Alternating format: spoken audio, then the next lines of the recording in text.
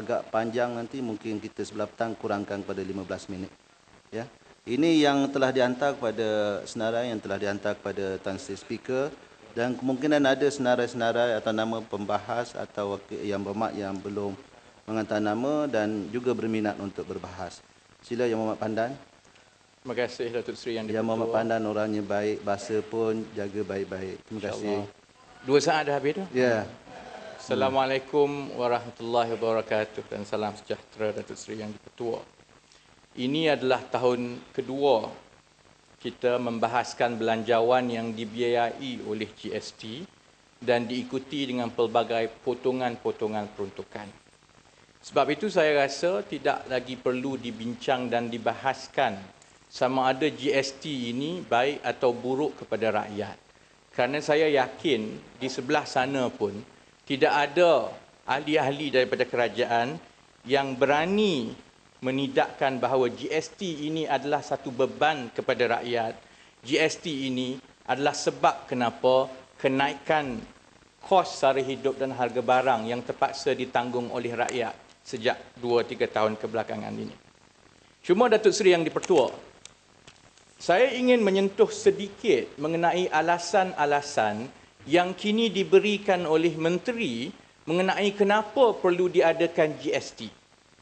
Menteri memberi alasan bahawa GST ini perlu dilaksanakan untuk menampung kehilangan sumber pendapatan daripada hasil minyak. Seolah-olah kerajaan selama ini sejak 1957, selama 50 tahun membiayai peruntukan dan perbelanjaan negara dengan bergantung kepada hasil minyak. Saya mula berkhidmat dengan Petronas sejak tahun 2003. Dan pada mula saya berkhidmat, pada ketika itu, harga minyak masih lagi belum naik mendadak dan masih lagi rendah.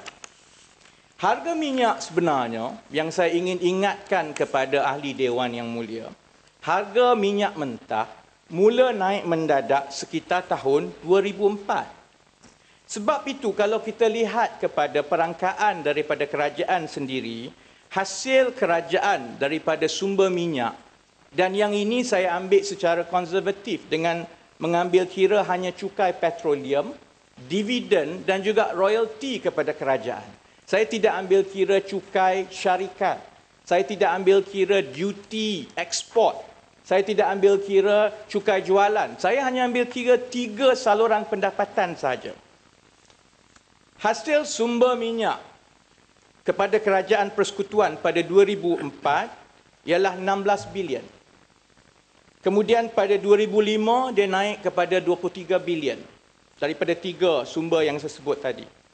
2006 29 bilion.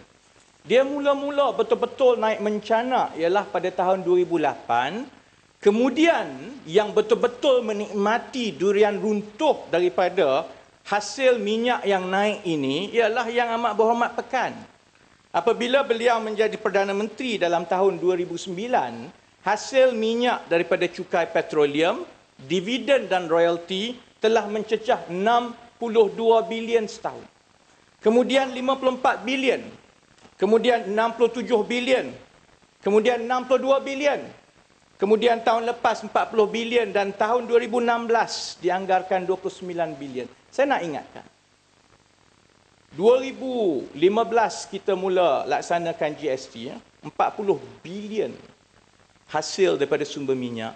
40 bilion itu jauh berkali-kali ganda lebih tinggi hasil sumber minyak daripada tahun 2003, 2002, 2001, 2000. Tahun ini, tahun 2016 ini, 29 bilion yang dikutip daripada sumber hasil minyak jauh lebih tinggi daripada tahun 2004, 16 bilion pada ketika harga minyak mentah mula naik. Maknanya Datuk Seri Yang di-Pertua, di antara tahun 1957 hingga 2003, sumber pendapatan kerajaan persekutuan daripada sumber minyak adalah sangat sedikit. Tetapi kita tak perlu pun melaksanakan cukai GST dan menyebabkan orang miskin, orang cacat anak-anak, pelajar sekolah, mereka yang pencen dan tidak berkemampuan terpaksa membayar cukai seperti sekarang pada kala walaupun Yang Amat Berhormat Pekan mengatakan harga minyak mentah dan sumbernya sudah susut, sebenarnya jauh berkali ganda lebih tinggi daripada sebelum-sebelum itu. Sebab itu Datuk Seri Yang Dipertua, kami di Barisan Pembangkang berkali-kali menegaskan masalah utamanya ialah bukan soal sumber pendapatan kerajaan. Masalah utamanya ialah perbelanjaan yang tidak terkawal sehingga menyebabkan pembaziran yang akhirnya rakyat tidak tahu ke mana pergi wang itu. Saya bagi contoh, saya bandingkan 2003 sebelum kita mula mendapat hasil minyak yang banyak dengan 2016. 2003 berbanding 2016, perbelanjaan untuk keselamatan dalam negeri, polis, APMM dan yang lain-lain, telah meningkat sebanyak 2 kali ganda. Cuba tanya pegawai polis, cuba tanya rakyat, apa yang berbeza sangat sekarang 2016 dengan 2003? Ada Robocop ke?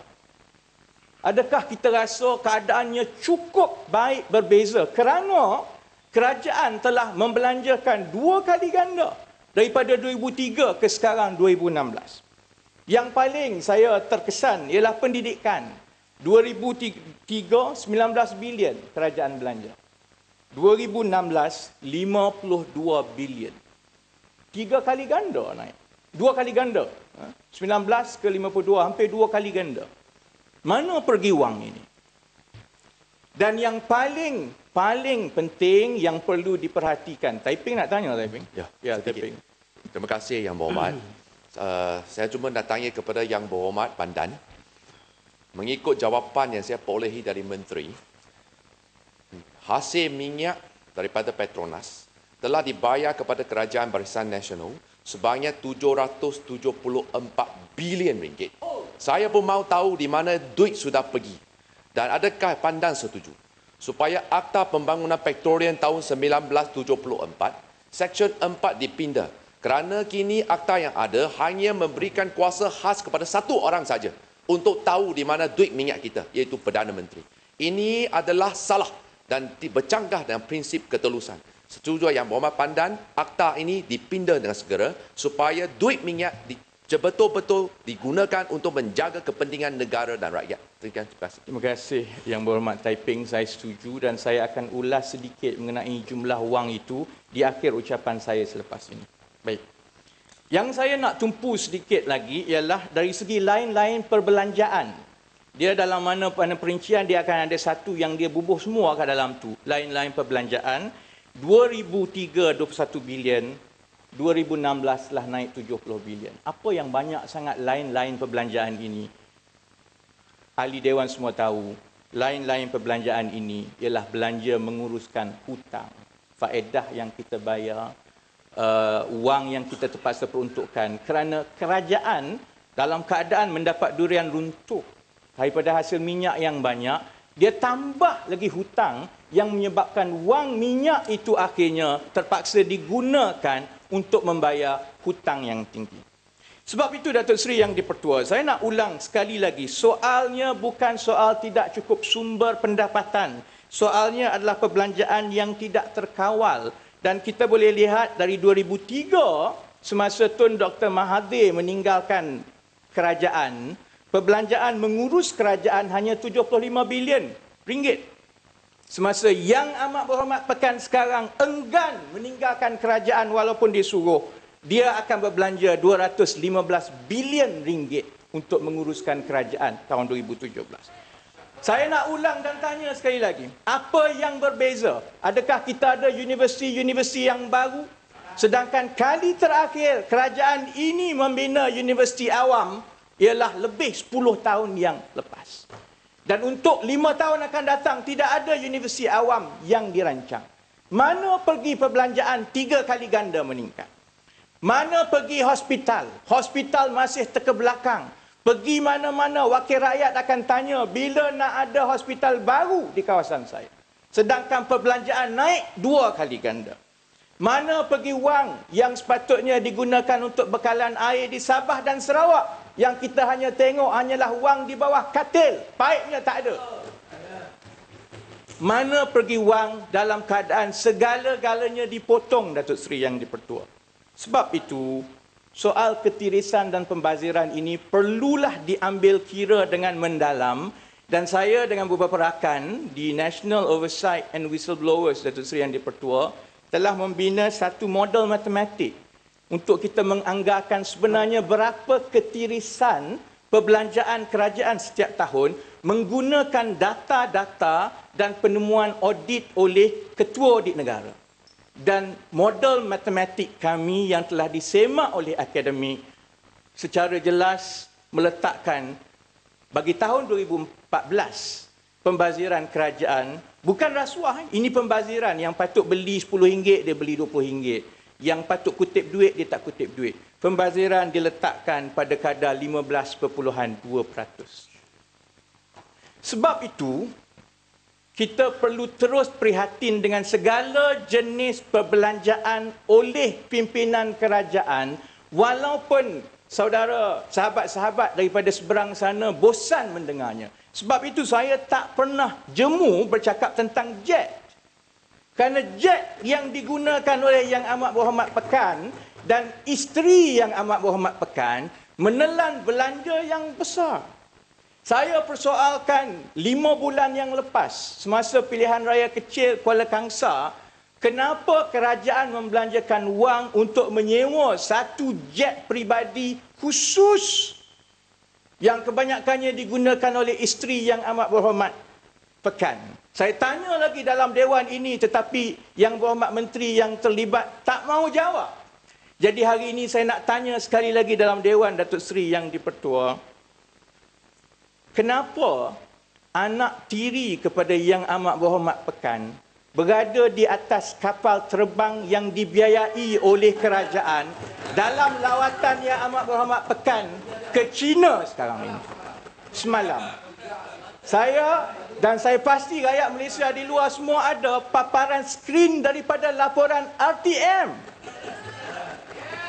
Sudahlah jetnya mahal, kami kena tanggung, kemudian dia bawa pula anak tiri dia yang satu dunia tengah cari mengenai wang 1MDB. Saudara Riza Aziz ini tidak boleh diberi layanan istimewa menggunakan harta rakyat seperti ini. Beliau sepatutnya ditangkap dan disoal siasat. Sebab itu kalau kita ambil 15.2 bilion daripada perbelanjaan 15.2%, kadar pembaziran yang dianggarkan mengikut model matematik daripada 200 bilion yang diperuntukkan kepada Yang Amat Berhormat Pekan, pembaziran 15.2% daripada 200 bilion peruntukan ialah sebanyak 30 bilion. Apa signifikan dan pentingnya 30 bilion ini? 30 bilion inilah jumlah yang dikutip oleh kerajaan dalam bentuk GST tiap-tiap tahun. Maknanya kalau tidak ada jet, kalau tidak ada anak tiri Yang Amat Berhormat Perdana Menteri naik jet, kita tak perlu kutip pun GST. Cukup dengan kita kawal perbelanjaan dan rakyat tidak perlu bayar cukai. Datuk Seri Yang di-Pertua, saya ada 6 minit yang terakhir. Ya. Seberang sana ada soalan? Tak ada. Saya nak tutup pada hari ini dalam 6 minit terakhir untuk melahirkan kebimbangan saya mengenai kemampuan dan keupayaan kita menyediakan pendidikan tinggi untuk anak-anak di masa akan datang. Datuk Seri Yang di-Pertua faham, Datuk Seri Yang di-Pertua adalah mantan pengurusi PTPTN. Pada 1 November 2014, PTPTN telah mengubah syarat dan juga peraturan membiayai pendidikan tinggi dengan hanya memberi pembiayaan maksimum kepada keluarga ataupun pemohon daripada keluarga yang menerima BRIM. Sebelum itu, pembiayaan penuh diberikan kepada pemohon daripada keluarga yang berpendapatan RM4,000 ke bawah. Dia ada kesan yang besar kerana kaki tangan kerajaan, korporal, polis, kerani guru banyak yang sebelum ini boleh mendapat pembiayaan penuh daripada PTPTN, kini tidak lagi boleh kerana mereka tidak menerima BRIM.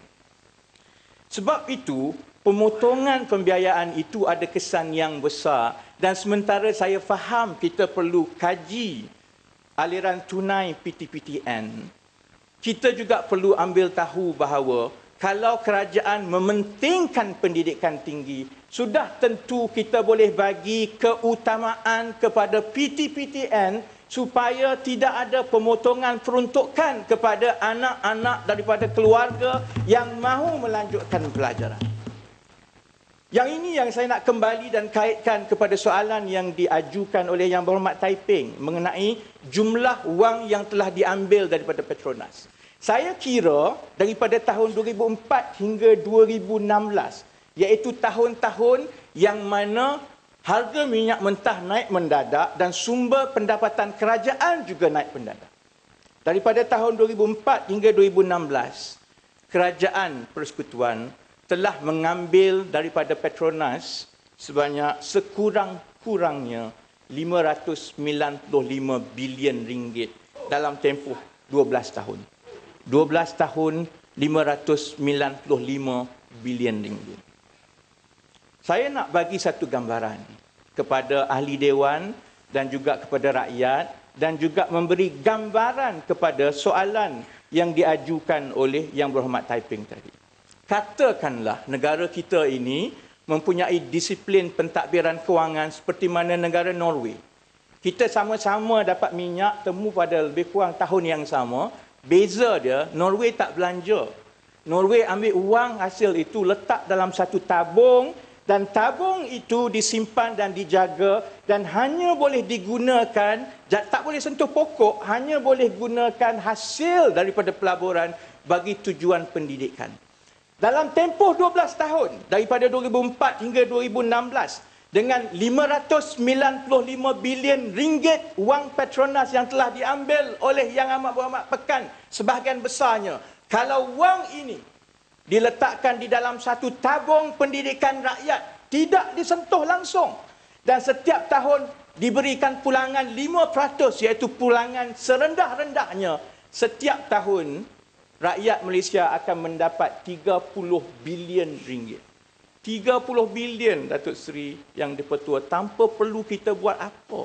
Goyang kaki 30 bilion. Daripada 30 bilion itu, kita boleh bagi pendidikan percuma kepada semua pelajar yang masuk pendidikan tinggi. Daripada 30 bilion itu, kita boleh, kalaupun tak hapuskan GST, kita boleh kurangkan GST. Daripada 30 bilion itu, banyak yang kita boleh buat untuk anak-anak daripada keluarga yang termiskin.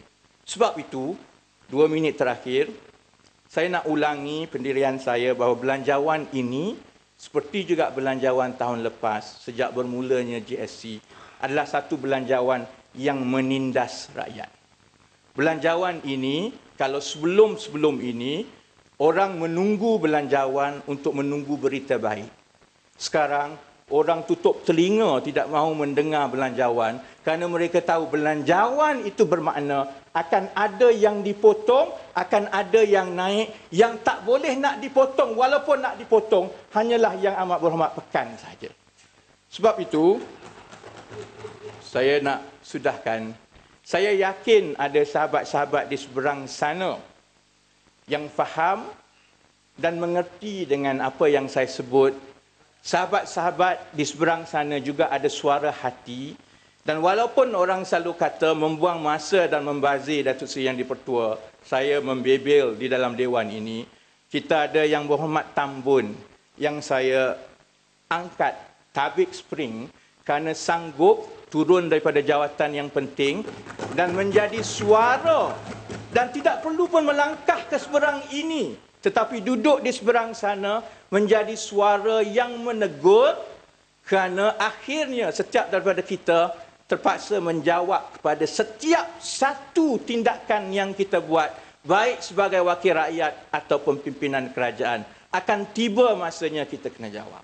Jadi saya yakin akan terus ada sahabat-sahabat daripada seberang sana yang ada suara hati naluri itu, yang kalaupun tidak boleh bersuara di seberang sini, mainkanlah peranan dan amanah tanggungjawab anda semasa berada di sekitar dan sekeliling yang amat berhormat pekan.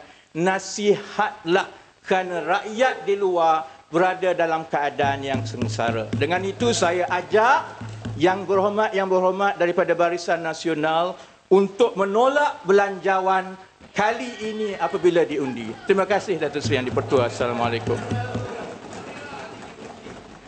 Yes, Panggar.